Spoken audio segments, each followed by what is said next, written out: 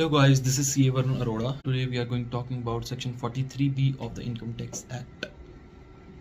43B of the Income Tax Act कहता है कि there are certain expenses, ऐसे 5-7 expenses हैं, like मैं आपको बोल देता हूँ, commission, bonus to employees, duty, taxes, cess, payment to gratuity, fund, provident fund, superannuation fund, इस तरह के ये 3 मैंने आपके साथ एक्सप्लेन करे हैं। इस तरह के 6-7 एक्सपेंसेस हैं, उनकी लिस्ट है।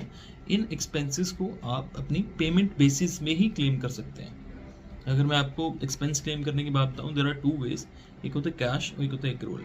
कैश बेसिस का मतलब होता है आपने एक्सपेंस पे किया तभी आप अपनी बुक्स में रिकॉर्ड करेंगे। एक्रूअल बेसिस का मतलब होता है आपने एक्सपेंस किया या नहीं किया, एक्सपेंस ड्यू हो गया तो आप अपनी बुक्स में रिकॉर्ड करेंगे।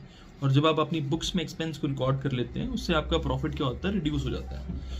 तो इनकम टैक्स में ये सेक्शन का प्राविधान लेके आए इसीलिए कि कुछ एक्सपेंसेस ऐसे हैं कि जिन एक्सपेंसेस की पेमेंट इनकम टैक्स चाहता है कि आप प्रायोरिटी बेसिस पे करें।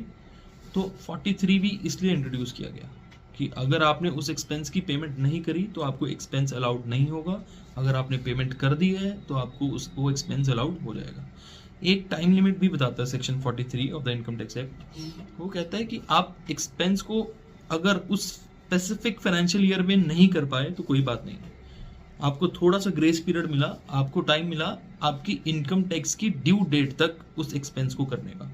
इनकम टैक्स बोलता है आपने उस फाइनेंशियल ईयर में उस एक्सपेंस की पेमेंट नहीं करी, कोई बात नहीं, आप तब भी उसकी डिडक्शन ले सकते हैं अगर आपने ITR फाइलिंग की ड्यू डेट से पहले उस एक्सपेंस की पेमेंट कर दी है।